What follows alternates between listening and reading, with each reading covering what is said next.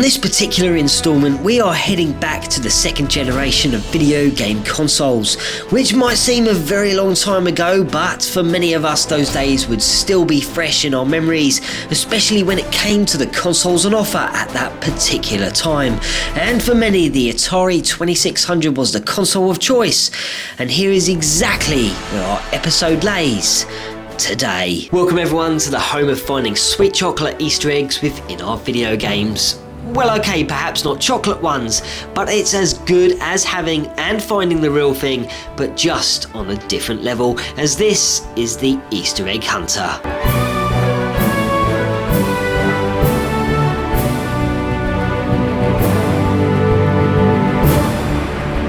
Back around 1978 to 1979, Warren Robinett produced and designed a game called Adventure, a single-player action-adventure which would take the player on a quest to seek out a chalice which had been stolen and it has to be returned to the Yellow Castle.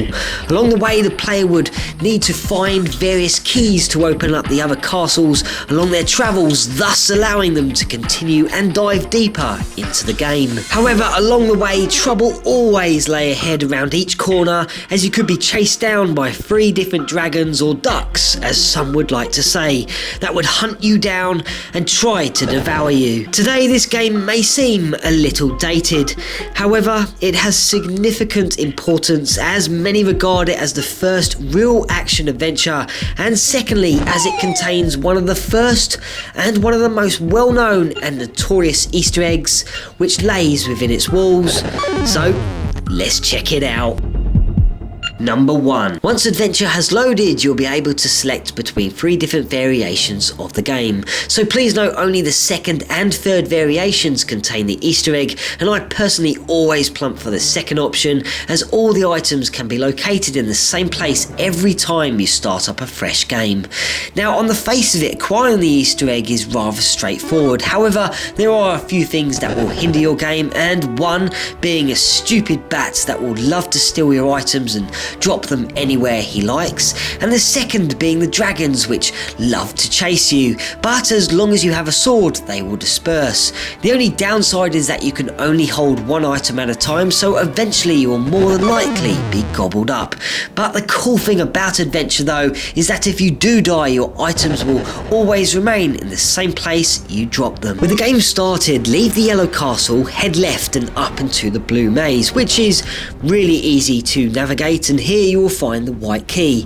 Once it's in hand, go back to the start, preferably to the green room, and now head east, allowing you to drop down into the orange covered maze, which is quite tricky at first to get your head around, but after a while it will be a walk in the park, and here eventually you will discover the White Castle. Enter, and once inside, drop the key and walk back to the orange maze to pick up the bridge, which should be close by. Once acquired, head back into the White Castle and move to the second screen and position the bridge as shown. Once set up, venture across the bridge and pass through the maze until you discover the black key, which will need taking to the Black Castle, which lays within the blue maze. Once again, open up the newly discovered castle, drop the key and head back to the White Castle, as you will need the use of the bridge again. When you return, head inside the Black Castle, where you will find yet another covered up orange maze where 2 items can be found here. One is the Chalice, and the second being a small dot, which is what we require. In amongst the maze you will also find the central room. When you have located it, the bridge will need to be placed exactly as shown in the video clip.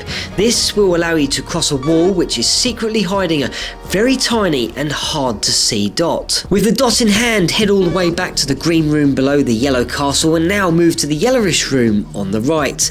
Walk up to the barrier and next drop the dot. Now you'll need to collect 2 other items, and they can be anything including any of the keys, the magnet or even the bat, and once yourself, the dot and the 2 other items are in this very room, the barrier will begin to flash.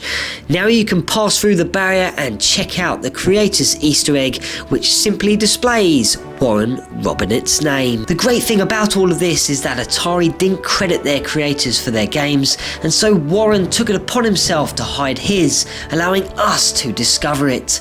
And with that, I will leave you to seek out this truly awesome and adventurous Easter egg, and until next time, this is the Easter Egg Hunter breaking out.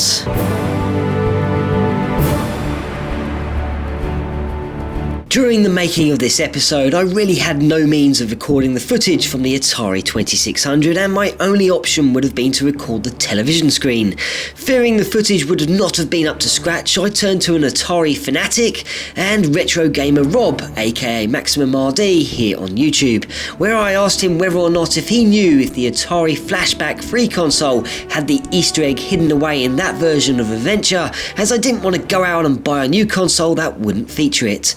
Rob, being the awesome guy he is, quickly posted my question on AtariAge.com, where an answer immediately came back stating that the Easter egg does indeed feature in this version, and I can also tell you that if you own an Atari Flashback 2, the Easter egg also features here. I would like to thank Rob a million for his help, and if you have a spare moment or two, please go over and say hello and check out his excellent channel. And with Rob's help, I now have myself a new console to tuck into.